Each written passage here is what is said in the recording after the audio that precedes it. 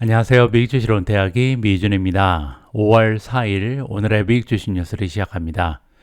오늘 방송도 구독자분께서 남겨주신 질문에 대한 대답을 좀 드리면서 시작을 해볼까 합니다.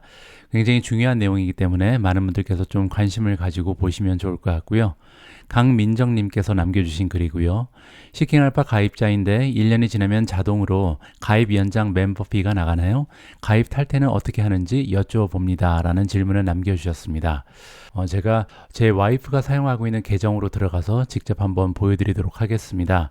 자, 여러분들 시킹알파 메인 페이지 오셔서요. 가장 오른쪽 위쪽을 보시면 동그라미가 있습니다. 여기를 왼쪽 클릭하시고요. 자, 그러면 이제 여러 가지 서브 메뉴가 등장을 하잖아요.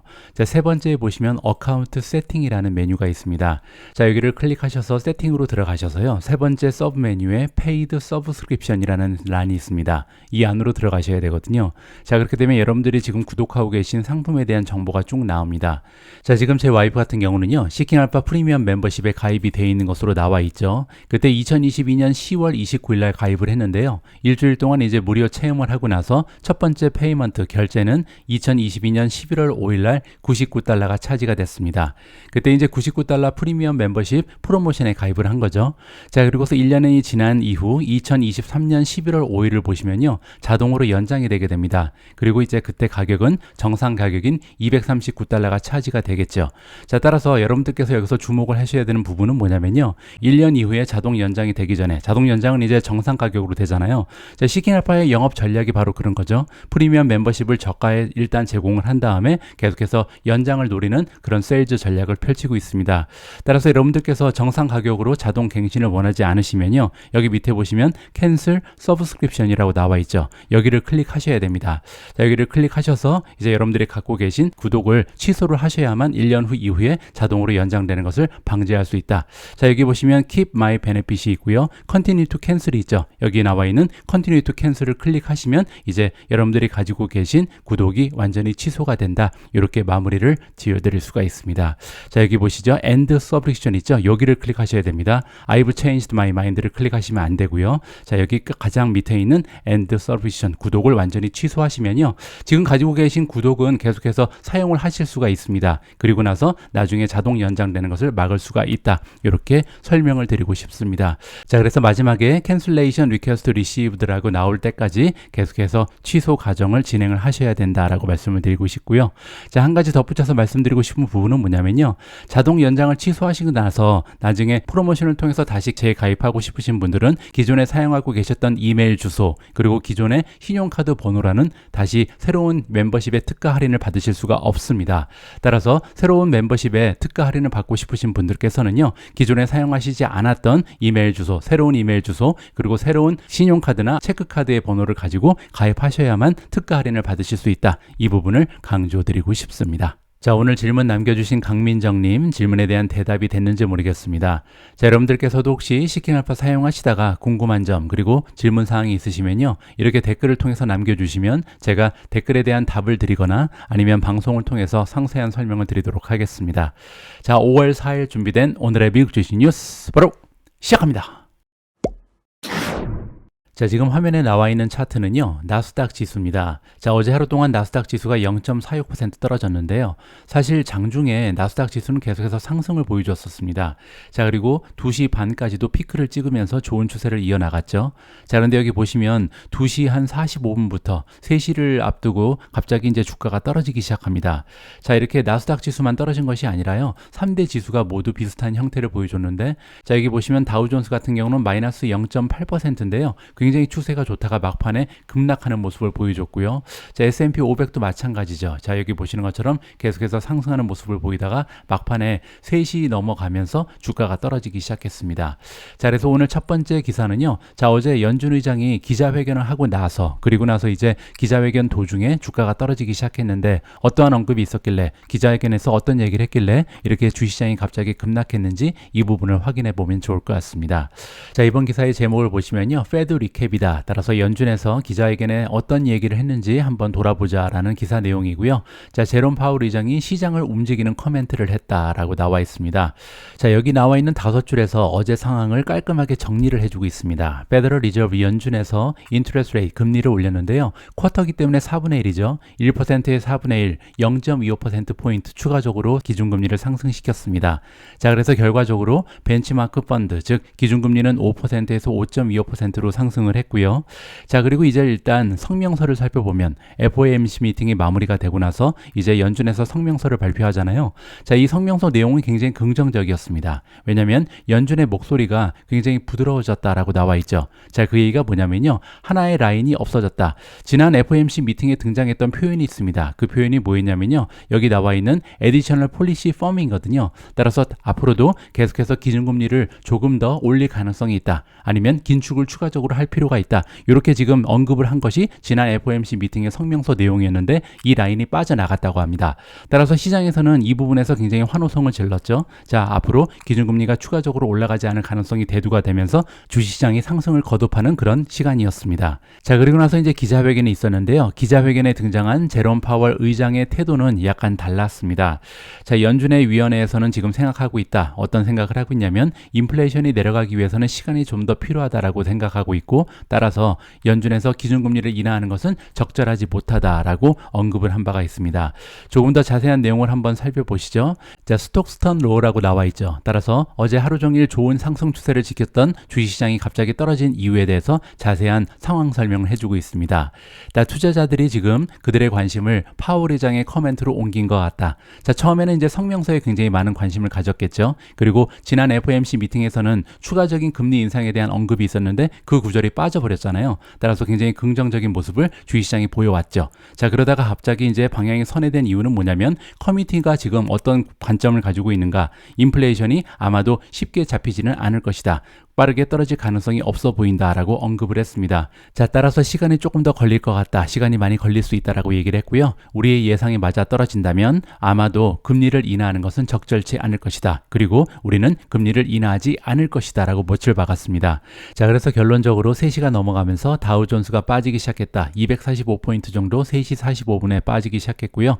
자, 나스닥 같은 경우는 0.3% 내려가고 있었고 S&P 500도 0.5% 하락 추세를 보이기 시작했다. 라고 상황을 정리해주고 있습니다.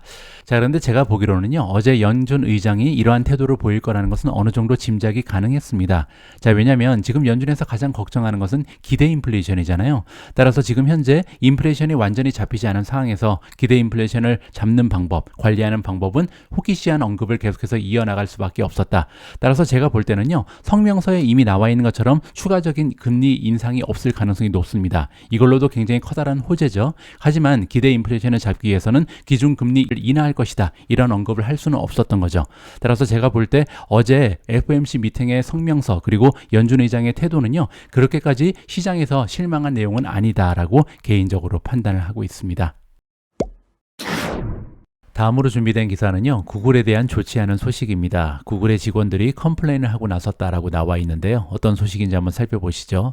자, 구글의 직원들이 컴플레인을 하고 있다. CEO인 순다 피차이의 페이에 대해서 그가 얼마나 많은 수입을 올리고 있는지 이 부분에 대해서 불만이 많은 것 같은데요. 자, 그 이유가 지난주에 이제 파일링이 발표가 됐는데 작년 한 해 동안 순다 피차이가 벌어들인 수익이요. 무려 226밀리언이 발표가 됐습니다. 2억 2,600만 달러죠. 자, 이렇게 많은 돈을 받게 된 것은 이제 스톡 어워드가 포함이 됐기 때문인데요. 어느 정도 규모냐면 지금 미국의 CEO 중에 가장 많은 수입을 올리고 있는 것이 순다 피차이다. 이렇게 우리가 분석을 해볼 수가 있습니다. 자, 그런데 구글의 직원들 입장에서는요. 순다 피차이가 그의 페이첵을 줄일 것이다 라고 기대를 하고 있었던 것 같습니다. 자, 왜냐면 여러분들 잘 알고 계신 것처럼 지금 구글이라는 기업은요. 비용을 절감하기 위해서 많은 노력을 구가하고 있잖아요. 자, 그리고 이러한 노력의 일환으로 무려 12,000명이나 되는 직원을 해고했습니다. 따라서 많은 고통이 지금 수반되고 있는 상황인데 그 상황에 CEO인, 리더인 순다 피차이 혼자 이렇게 2억 2,600만 달러나 되는 엄청난 혜택을 입고 있다. 이 부분에 대해서 붕괴를 하고 있는 거죠. 자, 그리고 한 가지 불만 사항이 더 있는 것 같은데요. 지난주 발표에 따르면 이사회에서 이번에 700억 달러 정도의 바이백, 자사주 매입을 승인했다라고 나와 있습니다. 자, 이 얘기는요. 지금 주주도 챙기고 있고 경영진도 그들의 봉급을 많이 받고 있다. 그런데 지금 현재 직원들만 손해를 보고 있다. 이런 느낌을 가질 수가 있는 거죠. 이번 구글의 뉴스 뉴스는요, 개인적으로 조금 아쉬움이 남습니다. 왜냐면 구글은 지금 분위기가 굉장히 싱숭생숭하죠. 일단 챗GPT가 등장하면서 인공지능의 선두 자리를 뺏은 것이 아닌가 이렇게 좀 시장에서 우려를 하고 있고요. 거기에 너무나 많은 직원들이 해고를 당하면서 전반적으로 기업의 분위기가 좋을 수가 없습니다. 자, 그런데 그 와중에 CEO인 순다 피차이가 이렇게 엄청난 금액을 받고 있다, 혜택을 혼자 누리고 있다, 거기에 이제 자사주 매입에 대한 소식까지 들려오면서 직원들이 좀 중심을 잃는 것이 아닌가, CEO의 역할을 제대로 하지 못한 것이 아닌가 개인적으로 판단을 해봅니다. 다음으로 준비된 기사는 타이완 세미컨덕터 TSMC 관련된 소식인데요. 자, TSMC가 독일 쪽에 새로운 공장을 지을 것이다 라는 반가운 소식이 전달되고 있습니다. 자, 타이완 세미컨덕터 TSMC는 최근 들어서 글로벌 프레젠스, 즉 그들의 글로벌 존재감을 확장시키기 위해서 노력을 하고 있다라고 나와 있는데요. 잘 알고 계신 것처럼 미국의 아리조나 그리고 일본 쪽에도 새로운 공장을 짓고 있는 것이 바로 TSMC죠. 자, 그런데 이번에 보도되기를 새로운 지역, 즉 독일에서도 새로운 공장 하나를 지을 것이다. 그리고 파트너들과 대화를 나누고 있다라고 나와 있습니다. TSMC는 여러분들 잘 알고 계신 것처럼 전 세계 최고의 파운드리 기업입니다. 반도체를 제작하는 기업이란 얘기죠. 애플이라든지 AMD, 엔비디아, 그 밖에도 수많은 최고의 반도체 기업들과 협업을 하고 있는데요. 자, 이번에는 그들의 관심을 유럽으로 옮겨서 NXP 세미컨덕터, NXP는요 이제 네덜란드에 있는 반도체 기업이고요. 인피니언 테크놀로지, 그리고 이제 로버트 보시 같은 경우는 독일 기업입니다. 자, 이런 기업들과 손을 잡고 같이 일하기 위해서 독일에도 생산 공장을 지을 예정이다. 삭손이라는 지역에 짓는 것으로 블룸버그가 보도를 해주고 있습니다. 자, 이번에 독일에 새롭게 계획되고 있는 공장의 규모는요, 지금 비용으로 따졌을 때 10빌리언이니까 100억 유로 정도가 소요될 것이다. 그렇게 되면 이제 달러로 환산하면 110억 달러 정도가 되는 거죠. 자, 그런데 그 중에서요, 한 70억 유로 정도는 정부에서 보조금을 받게 된다라고 나와 있습니다. 자, 이 부분이 굉장히 흥미로운데요. 자, 왜냐면 2, 3주 전에 다음과 같은 기사가 있었거든요. 자, 유로피안 유니언, 유럽 연합에서 470억 달러 정도 규모의 칩 액트를 통과시켰다. 자, 이것도 이제 반도체 지원 법안이라고 보시면 될 것 같은데요. 최근에 이제 미국 쪽에서 굉장히 좀 활발하게 반도체 지원을 하기 위해서 많은 노력을 하고 있잖아요. 자, 그러한 추세에 발맞추기 위해서, 따라서 미국 그리고 아시아 쪽과 경쟁하기 위해서 유럽 연합이 거대한 규모의 지원금을 만들고 있다. 그 법안이 이번에 통과가 됐다라는 소식이 확정이 된 바가 있습니다. 따라서 이번에 TSMC가 유럽으로 진출하는 것은요, 이번에 통과된 칩 액트랑 연관이 있다라고 우리가 생각해도 좋을 것 같습니다. 오늘 방송에서도요, 체그 관련된 이야기를 좀 해볼까 합니다. 자, 어제 방송에서 말씀드린 것처럼 체그가 반등을 하긴 했습니다. 12% 정도 주가가 올라갔는데요.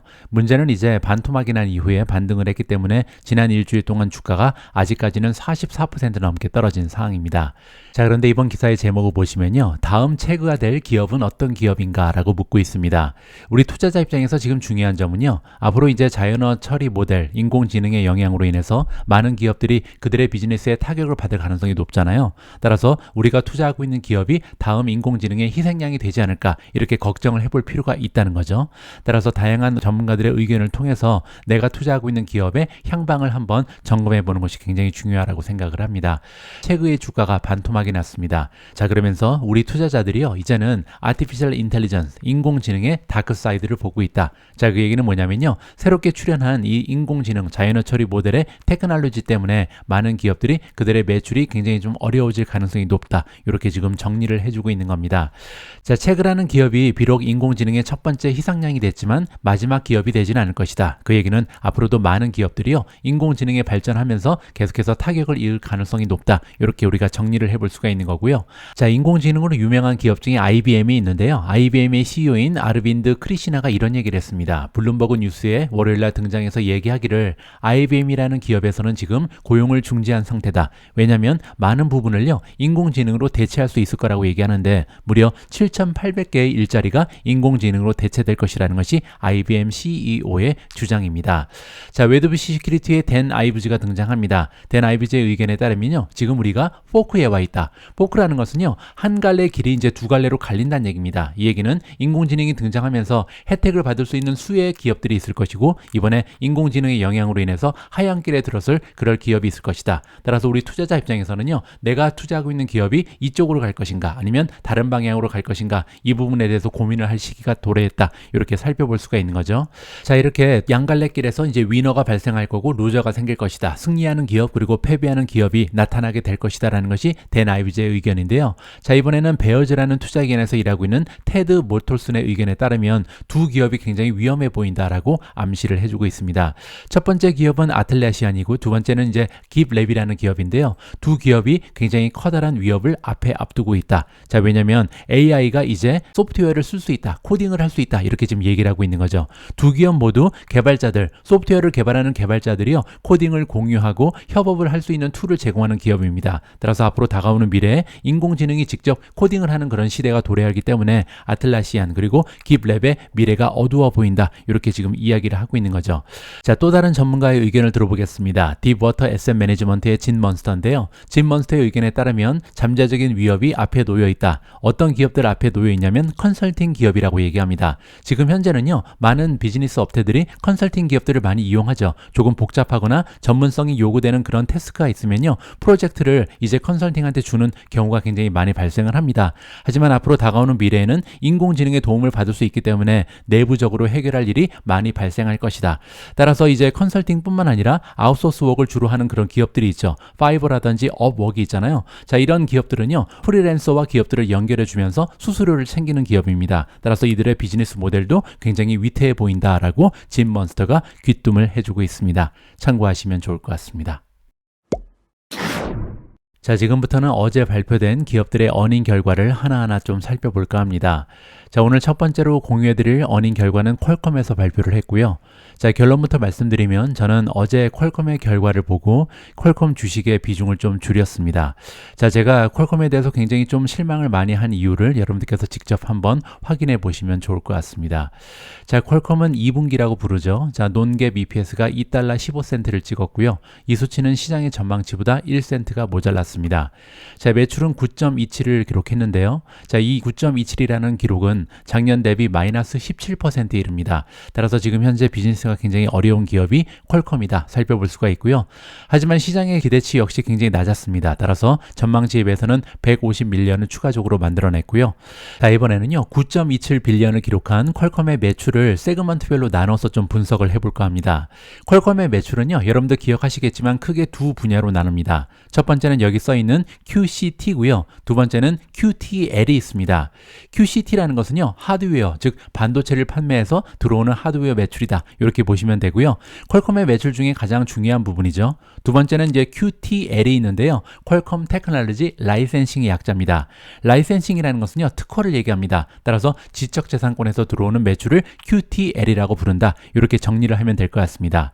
자, 이번에 QCT 하드웨어 매출을 보시면 7.94를 찍었는데요. 이 수치는 작년 대비 17% 마이너스 성장을 보였습니다. 그리고 이제 하드웨어 쪽에서 가장 중요한 부분이 여기 나와 있는 핸드셋입니다. 핸드셋이라는 것은 이제 모바일폰을 얘기하는 거죠. 모바일폰 매출이 6.11빌리언을 찍으면서 역시 작년 대비 마이너스 17%를 보였습니다. 따라서 정리를 해보면요, 역시 퀄컴에서 가장 중요한 부분은 모바일폰에서 들어오는 핸드셋 레비뉴다. 따라서 핸드셋 레비뉴가 17% 떨어졌기 때문에 QCT 레비뉴가 17% 떨어진 거고요. 그렇기 때문에 전체 매출이 17% 가까운 하락을 보일 수밖에 없었다, 이렇게 정리가 가능한 거죠. 자, 바로 밑에 보시면 오토모티브 레비뉴가 나오는데요. 차량용 반도체에서 들어오는 매출을 얘기합니다. 이 분야가 굉장히 중요한데요. 왜냐하면 모바일 시장은 이미 포화 상태를 이뤘기 때문에 향후 퀄컴의 성장을 이끌 수 있는 추가적인 성장 동력은 오토모티브다, 이러한 견해가 굉장히 지배적이었죠. 자, 그런데 문제점이 있습니다. 여기 보시는 것처럼 매출의 규모가 447밀리언에 불과하죠. 그리고 성장률이 20%밖에 되지 않습니다. 자, 일단 447밀리언은요, 전체 매출이 9.27빌리언이기 때문에 전체 매출에서 차지하는 비중이 아직까지는 5% 되지 않습니다. 그리고 이 5% 되지 않는 부분도 굉장히 좀 실망스러운데, 문제는 뭐냐면요, 성장 추세가 20%에 불과하다. 따라서 나중에 차량용 반도체에서 들어오는 레비뉴가 퀄컴의 매출에서 커다란 비중을 차지하기 위해서는 상당히 오랜 시간이 걸릴 수 있다, 이렇게 우리가 정리를 해볼 수가 있는 거죠. 자, 다음은 가이던스를 보도록 하겠습니다. 자, 회계 분기 3분기에 대한 매출 전망은요, 8.1에서 8.9빌리언을 찍을 것이다 라고 발표가 났죠. 자, 굉장히 실망스럽죠. 왜냐면 이번 분기의 매출이 9.27이었잖아요. 자, 이 수치 역시도 작년 대비해서 17% 가까운 하락을 보였었는데 거기에서 추가적인 하락을 보이는 겁니다. 따라서 8.1에서 8.9는요 컨센서스인 9.12에 비해서 상당히 낮은 매출의 전망이 발표가 된 거고요. 자, 그리고 또한 QCT 레비뉴만 따로 띄워봐도 6.9에서 7.5다. 따라서 이번 분기 7.94에 비해서 상당히 많은 폭으로 추가적인 하락이 예상이 됩니다. 자, EPS도 마찬가지죠. 1.7에서 1.9를 예상하고 있는데요. 현재 시장의 컨센서스 전망치는 2.13달러였습니다.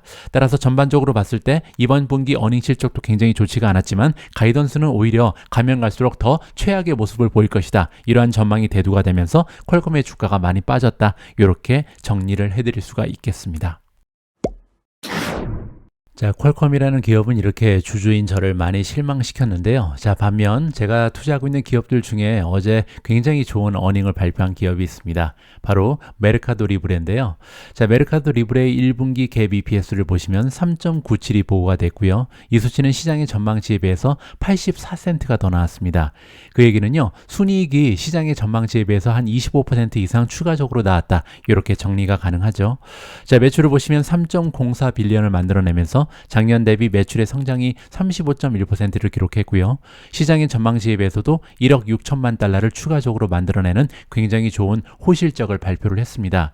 자, 그리고 추가적으로 좀 정보를 살펴보니까요. 자, 1분기에 레코드를 썼다. 340밀리언이라는 인컴 프롬 오퍼레이션, 영업이익을 얘기합니다. 영업이익이 340밀리언을 찍으면서 최고의 기록을 썼다라고 나와 있고요. 자, 그리고 영업이익 마진이요. 1년 전에는 6.2%에 불과했는데 이번 분기에는 11.2%로 급등했다. 굉장히 좋은 마진의 향상이 있었다라고 자랑을 해주고 있습니다. 자, 메르카도 리브레 페이지에 들어가서 영업이익 마진을 좀 보도록 하겠습니다. EBIT라고 써 있는 것이 영업이익인데요. 자, 여기 보시면 지난 5년 동안 메르카도 리브레의 영업이익 마진은요 1.39% 평균적으로 나타났습니다. 자, 그러는 것이 최근에 1년 동안 9.93%까지 향상하는 모습을 보였던 것이 메르카도 리브레인데요. 자, 거기에서 그치지 않고 이번에는 11.2%로 다시 상승하는 모습을 보여준 거죠. 따라서 계속해서 마진이 향상하고 있는 기업이 메르카도 리브레다. 이렇게 볼 수가 있고요. 자, 그 비결이 여기 나와 있는데요. 비즈니스가 계속해서 스케일을 거듭하고 있다. 그 얘기는 이제 계속해서 확장하고 있다는 거죠. 거기에 또 한 가지 영업에 대한 에피션시, 비용을 많은 폭으로 절감하고 있다. 따라서 롱텀 성장이 가능할 것이다. 그리고 우리의 가장 커다란 우선적인 목표는 뭐냐면요. 지속 가능한 프로피터블. 따라서 앞으로 계속해서 흑자의 모습을 보이면서 마진을 증가시키는 모습을 보여주겠다라고 이야기를 하고 있습니다. 자, 밑에 부분을 보시면요. 추가적으로 굉장히 긍정적인 소식이 전달이 되고 있습니다. 메르카도 리브레라는 기업은요. 크게 두 가지의 비즈니스 영역을 가지고 있습니다. 물론 이제 그 밖에도 다양한 비즈니스를 가지고 있지만 가장 중요한 것은 두 가지인데요. 첫 번째는 이커머스, 두 번째는 핀테크입니다. 미국으로 치면요. 스퀘어랑 이커머스 기업인 아마존을 합쳐놨다. 이렇게 보면 됩니다. 만미의 1등 기업이거든요. 자, 첫 번째 그로스 머천다이즈 볼륨을 보시면 이커머스 플랫폼에서 거래되고 있는 총 대금을 얘기합니다. 거래 금액이죠. 거래 금액이 지금 43.3% 작년 대비 성장을 했고요. 두 번째는 이제 핀테크 쪽에서 결제 금액을 얘기합니다. 토탈 페이먼트 볼륨이 무려 96%나 성장을 했다. 굉장히 양호한 실적을 양대 산맥에서 보이고 있다. 따라서 비즈니스 모델이 골고루 잘 성장하고 있다는 것을 여기서 우리가 확인을 해볼 수가 있고요. 자, 그뿐만이 아닙니다. 액티브 유저, 따라서 사용자의 수의 증가 추세를 보시면요. 81밀리언이었던 사용자의 수가 이제 100밀리언, 1억 명을 넘어섰다라고 나와 있습니다. 따라서 1년 전에 비해서 사용자 수 역시도 23% 이상 급등하는 추세를 지켜내고 있다. 따라서 정리를 해보면요. 이번 분기 실적도 굉장히 좋았고요. 메르카도 리브레는 지금 사용자 증가 추세도 굉장히 뛰어나죠. 작년 대비 무려 23%나 사용자가 증가를 했고요. 거기에 가장 중요한 비즈니스 양대 산맥인 이커머스, 핀테크가 골고루 성장하는 모습을 보이면서 최고의 실적을 발휘했다. 이렇게 정리가 가능할 것 같습니다. 자, 다음으로 전달해드릴 어닝 결과는 애쉬에서 발표를 했습니다. 비록 제가 투자하고 있는 기업은 아니지만 계속해서 관심을 기울이고 있는 성장 주식이고요. 자, 1분기의 갭 EPS를 보시면 0.53을 보고를 했습니다. 시장의 전망치에 비해서는 3센트를 추가적으로 만들어냈고요. 자, 매출을 보시면 640.87밀리언을 만들어내면서 작년 대비 10.6% 두 자리의 성장 추세를 지켜냈습니다. 시장의 전망치에 비해서 거의 20밀리언 정도 추가적인 매출을 만들어냈고요. 자, 이렇게 매출은 10% 이상 성장을 했는데요. 그 밑에 보시면 컨설리데이티드 콘솔리데이티드 GMS가 나옵니다. GMS는 뭐냐면요. 아까 우리가 살펴봤던 메르카도 리브레에서 살펴봤던 총 거래 금액을 얘기합니다. 그로스 머천다이즈 세일즈를 얘기하거든요. 자, 이 부분에서 이제 수수료를 부과하면서 매출을 만들어내는 것이 애쉬의 비즈니스 모델이다. 이렇게 보시면 되는데요. 3.1 빌리언을 만들어냈습니다.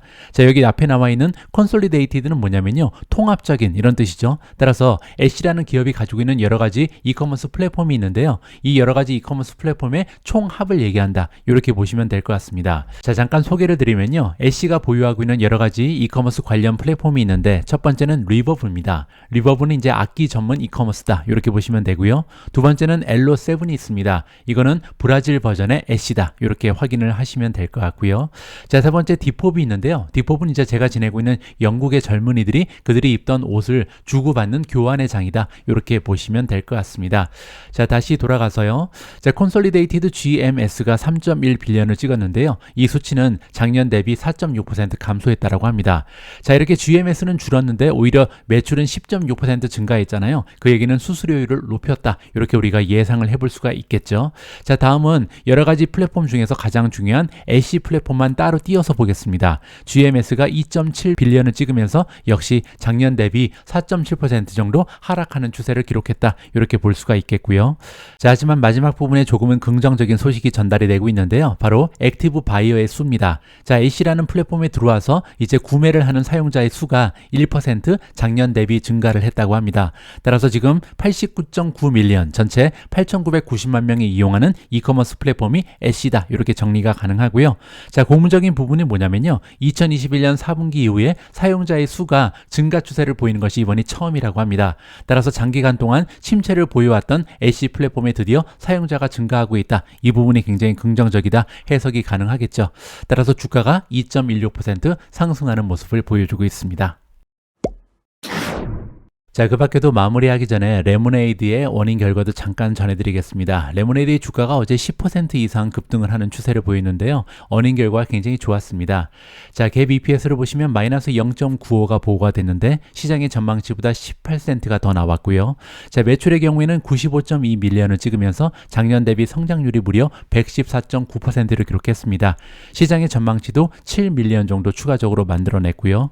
자, 그리고 밑으로 내려가면 조금 더 고무적인 부분이 있는데요. 자, 고객의 수 역시 23% 정도 증가하면서 현재 전체 고객의 수가 185만 6천 명 이상을 기록하고 있다. 따라서 전반적으로 굉장히 양호한 실적을 발휘하면서 레모네이드의 주가가 오래간만에 10% 시원하게 상승 추세를 보여줬다. 이렇게 말씀드릴 수가 있겠습니다. 5월 4일 보내드린 오늘의 미국 주식 뉴스는 여기까지입니다. 여러분들께서 지내고 계신 지역의 날씨는 어떤지 궁금합니다.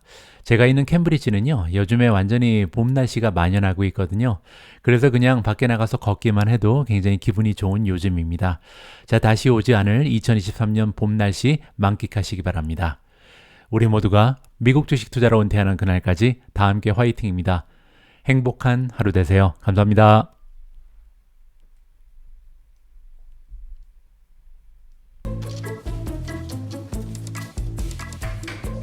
Sunny numbnuts.